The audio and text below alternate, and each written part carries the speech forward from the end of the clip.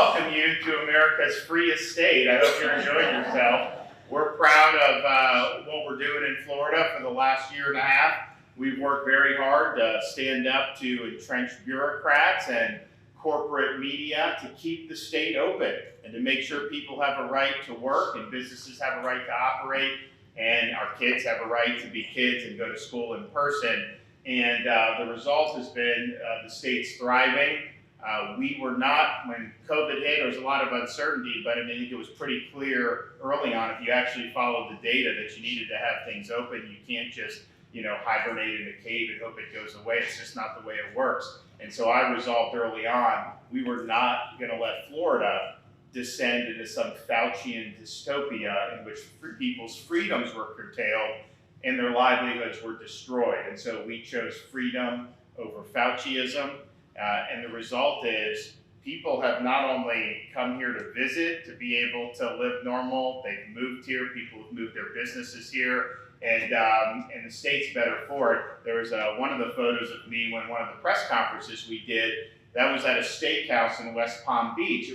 I think it was probably the end of the summer in 2020, and Fauci is just railing on restaurants. It's like he just wants restaurants closed.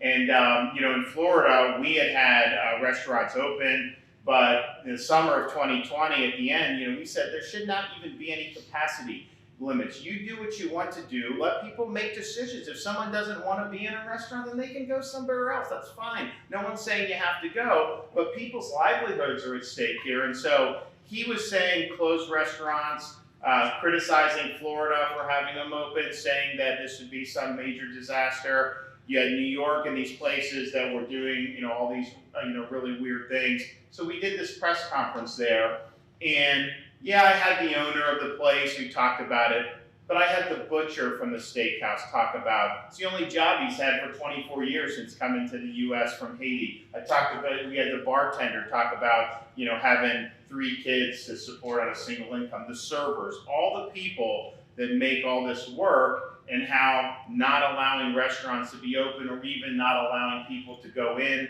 what that would do. And people were really, I think it resonated with a lot of people because no one was standing up for these people except for me. Like in the whole country, it was like the media was attacking people like me for standing up so that these folks would be able to earn a living and have a livelihood. And I think, is this based on any type of science? I don't think so. I look at some of these cities in the north and they say, Fauci, you can't eat indoors, it's so dangerous. So they have everyone outside, which is fine. I mean, when you're outside, you definitely have less risk. I think that's fine. But what happens is it gets cold in these places, right?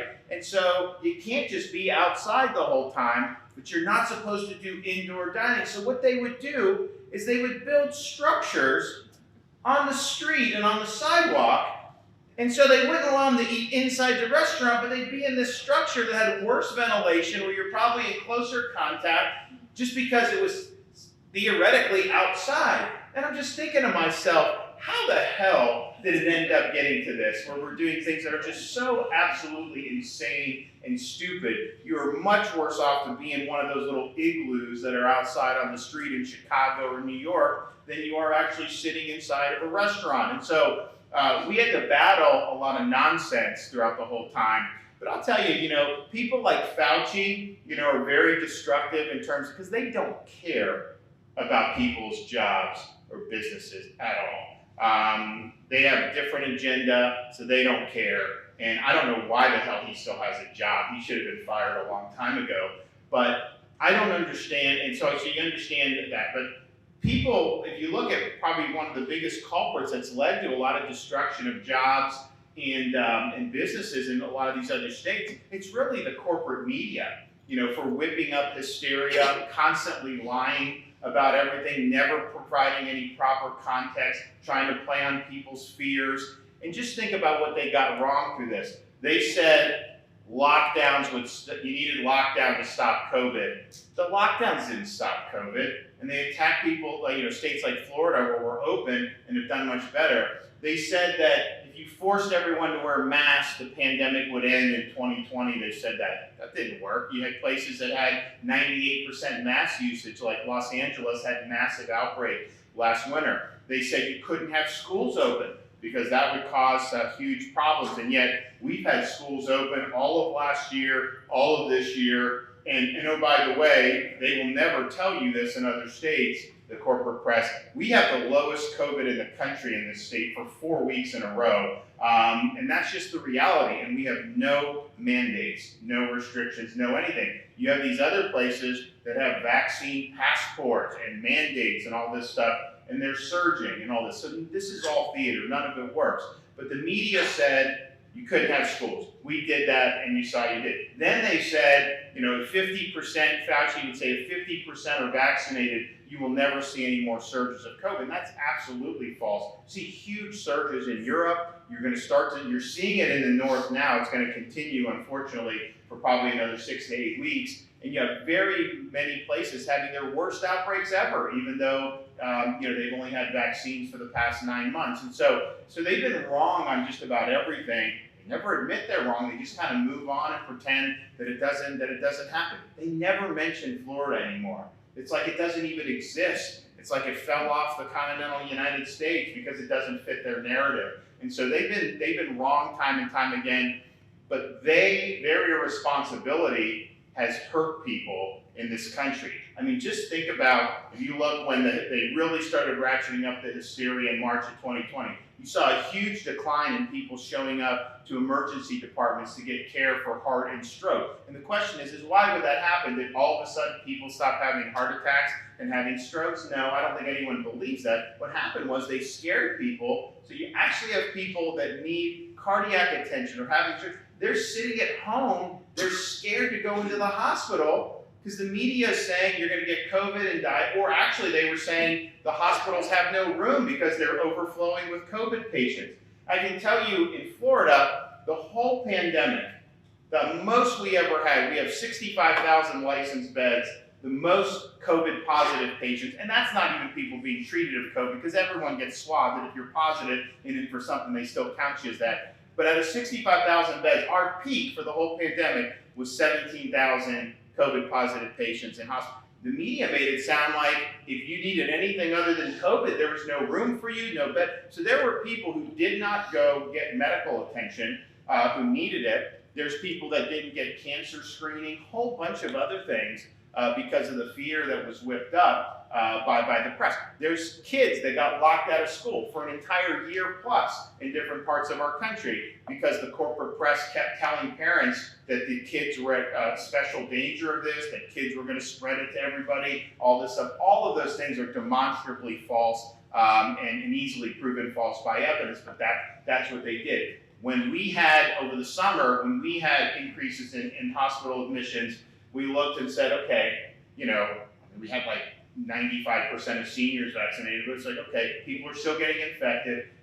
And we found out no one was getting early treatment. They had treatments approved since December with the monoclonal antibodies. Fauci doesn't talk about it. These people don't talk about it because they don't want people to know there's early treatment because they fear someone that knows there's early treatment and they say, well, okay, I won't get the vaccine. If I get COVID, I'll just get treated for it. And they don't want that. They want to basically control your behavior. So they don't talk about it. And I said, we need to start using it. Nobody's getting treatment and they're ending up in the hospital. So we rolled out 25 sites over about a 7-day period. It was very quick that we did. And we treated over 150,000 people, and our hospital admissions went down 96%. We now have tied for the lowest hospital census in the entire country with Hawaii.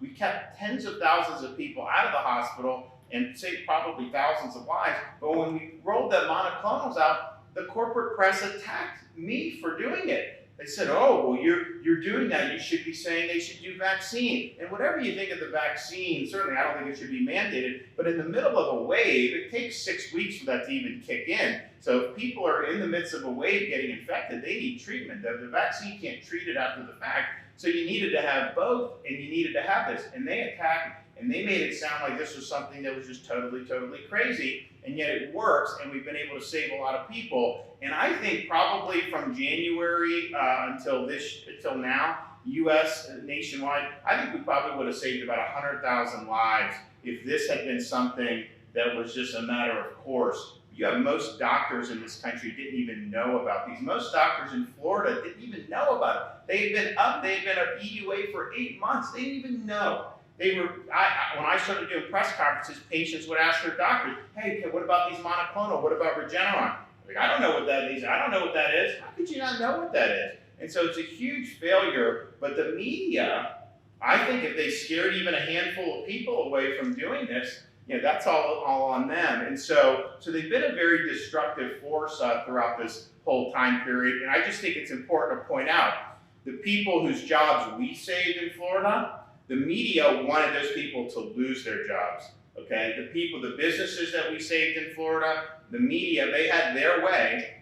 Those are people that would have lost their jobs or lost their businesses in the state of Florida. The kids that have been educated, clearly they did not want the kids going back to school in the state of Florida. And so we've been able to succeed because we've actually followed the data, we actually respected people's freedoms, respected the Constitution, but we were also willing to stand up against these people in the media who have an agenda and who are not interested in providing the facts on any of this stuff. And I think that, more than anything, is why Florida stood out, because I think you have some of these other governors, they just don't want to be criticized. They don't want to get hit or anything. And I think with the public now, the public knows these people lie. So if you stand up to them, they actually like you more. It's smart to do it, to stand up to them. I don't know that everyone quite understands that because, when we were open, we were getting a lot of incoming. Part of it is they didn't want a control group because they knew that they had advocated these draconian policies, and if someone did it a different way and had the same or better results, then that would be something that they would have a hard time to explain. So standing up to that was really, really important. So now we're in a situation where you now have this hysteria over these forced vaccinations, and everyone said, even 6 months ago, you don't mandate. That's what we said from the beginning. We said we'd work hard to make it available for everyone who wants it, starting with senior citizens and working our way down the age group, but we will mandate it on none. And the first places we went were nursing homes and things like that. And I showed up at some of these nursing homes. We did strike teams. We did a bunch of stuff. But there were some nursing home residents that just didn't want it. And so what are you going to do? Are you going to force some 85-year-old, pin them to the ground and force a shot into their arm if they don't want it? And so I think it's something that people should be able to make a decision about. But at that time, we were told that if you do the shots, it's a 95% reduction in infection. Well, we know that's not even close to being true. I mean, it's waned as time has gone on. You have massive numbers of people who are vaccinated and still get infected. Now, hopefully, the vaccine reduces the severity. I think it has in many respects, although I think that's waned as well. They said it was 100% effective at hospitalization and death. I can tell you that's not true because most of our treatments we're giving to people with monoclonals are vaccinated people who've been infected in Florida.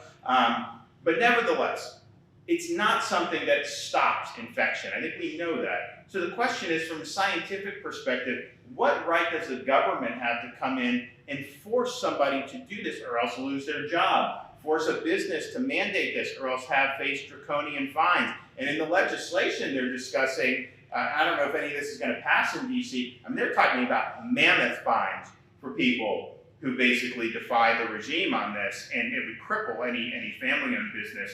But if it's not stopping infection and transmission, then what's the possible basis to say it should be mandated? It's basically about how it affects you, because you can be vaccinated and still get infected, and yes, you can still spread it. So I think how we've gone from people saying 6 months ago, no, it shouldn't be mandated, let's make it available for people, to now all of a sudden trying to eliminate people who haven't done the shots from society. There's some places you got to show proof to be able to go to a restaurant, be able to go to a ball game or all this other stuff.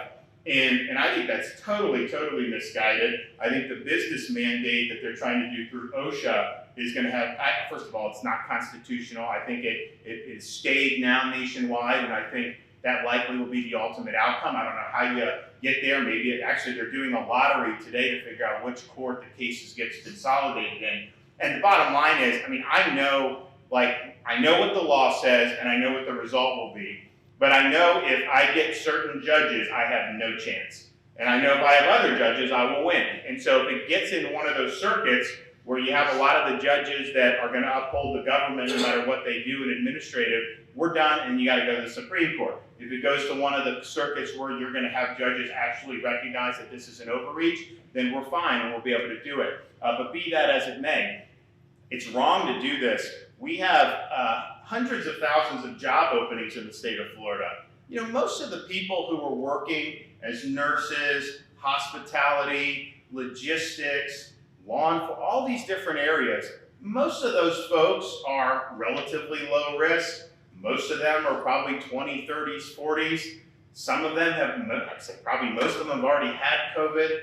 And so these are decisions that they've made. And so the question is, when you impose this mandate, what's the attrition going to be? And if it's only 1% in a lot of these key places, you're going to see parts of the economy start to collapse. I mean, you don't like this, what's happening with the supply chain now, some of the inflation, just wait what will happen if this ends up going into effect. The same thing, I think, with this whole idea of a vaccine passport, that you have to show this to be able to go. We started to see that last spring about this was percolating, and they're saying they're going to do it in all these places. And oh, by the way, they have done it in a lot of places in Europe, and just look at the COVID spikes that are happening there. It doesn't stop these waves at all. We can see that for sure. I mean, I knew that at the time, but clearly we see in real time now it doesn't stop it. And so we saw that people were thinking about doing it. And so my concern in Florida was really twofold. I mean, one, I don't think customers should be discriminated against. Two, yes, Florida, of course, was never going to mandate vaccine passports, but I could have had local governments try to do it. And I probably have a few that probably would have tried to do it. Then I also have corporations who, if you're headquartered here, you have a little bit different view. If you're headquartered in some of these deep blue enclaves, it's a little bit different worldview. And quite frankly, it's not a worldview that I think makes a lot of sense in Florida on a lot of these issues. So I was concerned that if you had some of these places start to do this, then people are going to think, oh, Florida makes you show your papers. And I was like, no. That is a total deal breaker. And quite frankly, we would not have had as good a summer season for tourism as we did if that had been something that had gotten out of the bag. So we just said no passports, period. People can eat, people can go play, do whatever they want.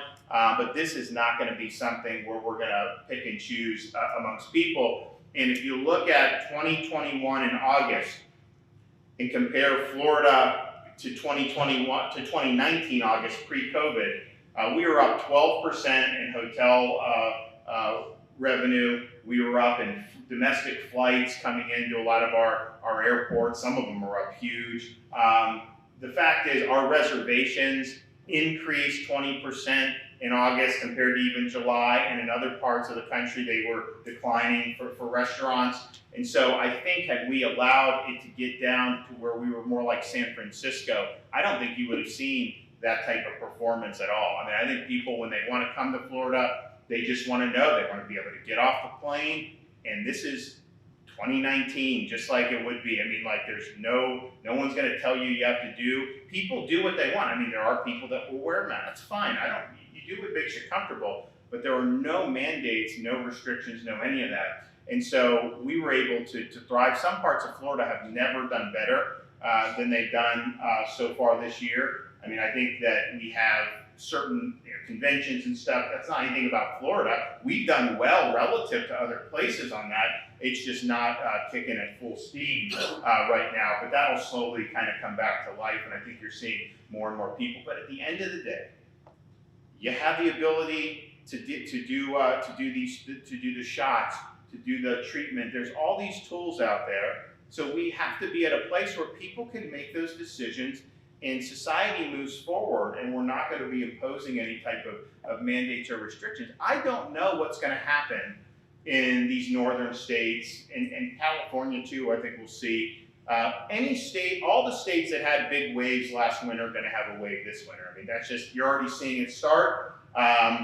Yesterday, I think Florida reported like 1,000 new cases. New York reported like 8,000 new cases. And we have 3 million more people than they do. So you're seeing just the difference in terms of the region. It's a regional thing. And we may yet go up. I don't know that we've bottomed out yet, but we may. and we may start going up, but I don't think we're going to be where they are in the north. And you're seeing Minnesota, Michigan, big increases. And so the question is if one of them starts to do these restrictions, or if the CDC comes and starts advocating for this, because the CDC in this country is not a scientific organization anymore. It's a politicized bureaucracy. They do not accept data and facts that conflict with their narrative. And I think the fear is, I mean, honestly, from Florida's perspective, it would probably benefit us, but I want to see our country do well. The fear is if you have a state start to do business restrictions or some mandates, or CDC starts to say whatever they want to say about something. I mean, you know, we have, most places in Florida just ignore the CDC. There's some that still, you know, we have major operations in Florida that require 3-year-old kids to wear masks inside. I don't know why, especially in Florida, we're the lowest, you know, in the country, but you still have that. So even though what the CDC does isn't necessarily obligatory on a state or on private, I think you will see, if they do something, I think you will see. You're now seeing Fauci say, well, you know, the vaccines wane and we are seeing infections and, you know, and so they're going to advocate maybe more boosters or things like that. But I do think that there's a real possibility that they repeat some of the mistakes that we saw last year, and that obviously would be very, very bad. One thing I think that I'd like to see, just my observation from going around doing different things in Florida, this is not anything the government is requiring, this is just kind of private choice, but I'll go to these events and we'll be at like a hotel or a restaurant and there'll be packs of people having fun, doing all this. Great, I'm all for it. And I've spoken in front of like 1,500 people in a packed ballroom, eating dinner, having drinks, all this stuff. And then they make the servers all wear these masks the whole time. And I'm thinking to myself, what the hell difference is it going to make? If you have 1,500 people packed in without masks, to make these people wear those masks it's not comfortable, it's not natural for them to have to do it, and I almost feel like businesses just think like, oh well, if there's one person that gets offended by a server not having a mask on, I don't want to have to do it, but I'll tell you, your customers will appreciate you treating these people better. And the places we've gone where they're able to breathe and they're not having to do it, they're happier. I tell you what, I appreciate it much more. And so we've got to say, you do things based on what actually works and not just theater. But I tell you, I look back, because I go in the back way and I talk to the kitchen staff, I talk to these folks, and they're happy to be working in Florida, all this, and I'm just thinking to myself, why are you doing that? I go into one of our big convenience store chains that's grown a lot here, is Wawa. I'm always going in talking to the Wawa folks, and I'm like, when are they going to let you take off the mask? And they're like, well, we're based in Pennsylvania, and this is just it. So, are we going to have a perpetually masked society? Because COVID will never go to zero. Even the CDC has now acknowledged that. Their policies have been acting like you could eradicate it, but that's not true. It's got animal reserves. It's going to settle into being an endemic virus. And so, when is the off-ramp on this? And again, this isn't the government saying you got to do this or that. But I just look at it as a customer, as a consumer, and I wonder, okay, having hundreds of people packed into a bar, then making the bartender only, wear the mask, is that really based in science, or is that just based in theater? So my plea for the workers, for the staff in Florida, they do such a great job, is, let them have some freedom to be able to make these choices in terms of what they're doing. I do think the OSHA rule is going to go down one way or another. I don't know how quick it's stayed right now, but we'll get the results of this lottery, I think sometime today. That will tell us whether they may reverse the stay if it's a liberal jurisdiction. If it's one of the conservative circuits, the stay will be in there. And if it is one of the conservative jurisdictions, the stay's in and it will never take effect. Because the U.S. Supreme Court is not gonna rule to put that back in. Even Justice Roberts would not do that. This is so far beyond what an agency should be able to do absent congressional authorization. And the federal government's never mandated a vaccine on the general public in the history of the United States of America. When people point to and say, hey, there's a court decision that said you can do mandates, that's always talking about state and local government under their police powers. Federal government doesn't have a police power. So this is a huge, huge expansion of the federal government's oversight ability or regulatory ability. And I can tell you, if they can do this, they're not stopping at this. They will do more, and they will come at you with more. And this is all being done without a single vote ever taken in the Congress. They go back and find an old statute from decades ago and try to act like that this confers on them the ability to force this right now on folks. And so that's just wrong. We're doing a special session of the legislature in Florida to basically say, you know, people should be able to make decisions. They shouldn't be fired based on this. We're protecting all of our police, fire, all those, as well as private sector workers. We're making sure parents have the right to make decisions for their kids on these no COVID vax mandates for the young kids, and then providing some ability for them, you know, to enforce that. So we're going to, I think, be in a much better place than some of these other folks. But if you look at what's happened in Florida, this big migration of people that's come, and I see them, and they'll come up to me and they'll say, I had to get out of California, I had to get out of Michigan, I had to get out of these places. I mean, and it's really visceral. My sense is from talking to people, I mean, we've always had lower taxes in a lot of these states. That's nothing new. And yes, that's drawn people over the years, but it's not something that all of a sudden would cause a deluge of people to come. I think what it was, yes, you can save on taxes, but you have states that had these draconian restrictions and lockdown policies that alienated a lot of people. Honestly, some people couldn't even operate the way they wanted to. You started to see in a lot of these same places, the lockdown states tended to be the states where you saw riots and you saw attacks on law enforcement and all these other stuff. Well, gee, a safe community should be something that we all want. You were not seeing safe communities in some of these places. And actually, you have some prosecutors in some cities, they don't even prosecute some of these crimes. You can go in and steal $500 worth of stuff out of a retail store, and they just let you get away with it. They didn't even charge you, much less prosecute you. So you started to see that. So, and then the schools being closed, there's a whole confluence of factors that caused people to now look. But I think that having gone through this whole experience, I mean, if we were meeting here in 2019, and I had told you, you know, be prepared to have, you know, schools closed for, and obviously this didn't happen everywhere like Florida, but it did happen some. Schools will be closed for you. Churches will be shut down. Restaurants, you won't be able to go inside of a restaurant, all these other things. If I had told you that, none of you would have believed it. No one said, there's no way that someone could get away with that. And yet you see it, 15 days to slow the spread, and we're still arguing over, I mean, we're not in Florida because we've moved on in terms of that, but in the country, they're still arguing over a lot of these different policies and these restrictions. And I think the lesson is, you know, if you give an inch, they will take a mile. And that's what they're doing. You know, Fauci, you know, the minute that COVID's in the rearview mirror, he's not on CNN and NBC all day. And he wants to be on that. That's very important to him that he's constantly out there. And so he's going to drag it on. These other folks have interest in dragging it out longer and longer and longer. And the question is, you know, what's the cost of that? What's the cost of that in terms of people's freedoms, in terms of their livelihoods, and in terms of their overall happiness?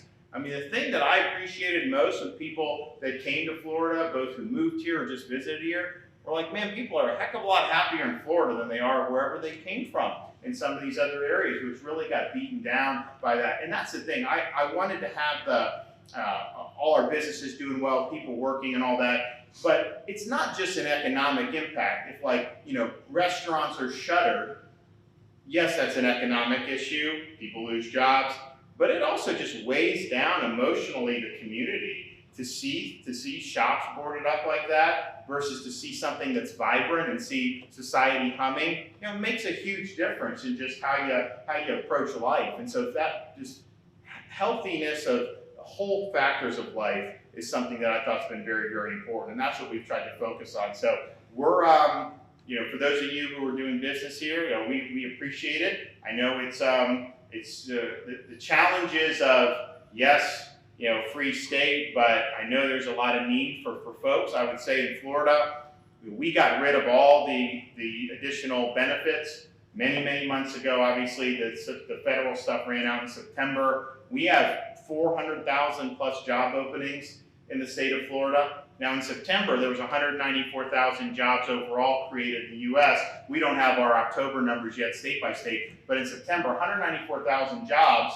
Florida in September alone was 84,500 of those jobs. And so we had more jobs in October. I think Florida will definitely add some, but I think it's probably, this thing just takes a little bit of time to kind of work its way through. I don't think it's just going to snap back where everyone all of a sudden gets back into the workforce. I think it'll be more gradual, and I think it will likely take us into next year before we're, at least in Florida, we're back. I think some of these other states, quite frankly, they're going to have a much tougher time because they're not incentivizing people to go back to work. And so, and you compare like Florida, we're under 5% unemployment. You have some of these other big states are 7.5% unemployment. I mean, that's a huge difference. And it's almost entirely due to the differences in policies that we see. So I think it'll take a little bit of time to be able to work out. But I do think, certainly now, there's never been a better time to look for jobs in Florida, I can tell you that. Because not only are they available, they're paying more. I mean, people, they're paying, we were worried about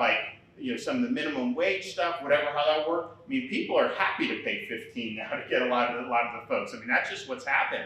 And so if you're willing to work, you're going to have a lot of opportunities to be able to do it. And so, that's a good thing. So we're going to continue to make sure that our unemployment and everything, the way we approach it, is pre-COVID right now. So just like we would have had on March 1st of 2020, when our unemployment rate was 2.9%, we have right now the same basic structure going forward. And again, I just think it's going to take a little bit of time in states like Florida. It'll take a longer time in other states who are doing it the wrong way for that. So the final thing I'll just say is, we really appreciate what all the hospitality, but particularly our hotels and our restaurants and everything really mean to the state of Florida. I know I love visiting people, and when I'm out and about, I'll stop by each family and place. How you doing? Most of what I get is we've never done better.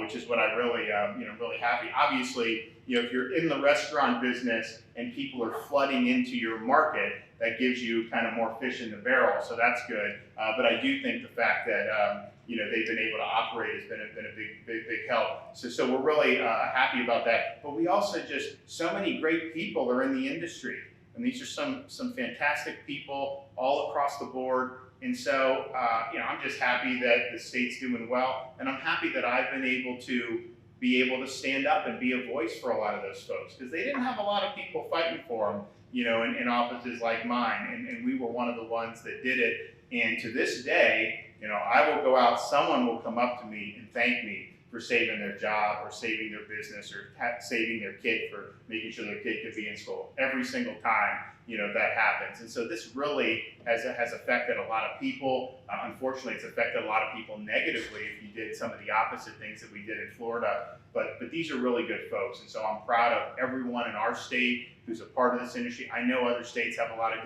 good folks too. I will say that I do appreciate when I get stories of Floridians who are visiting some of these other states. They're at a restaurant, the server asks where you're from, they say Florida, and they say, oh my gosh, that's the freedom state. I'd love to be able to get there someday. We do like that, and we appreciate that. So thanks for what you do. Thank you guys for coming. I hope you have an enjoyable experience here. How long are you here?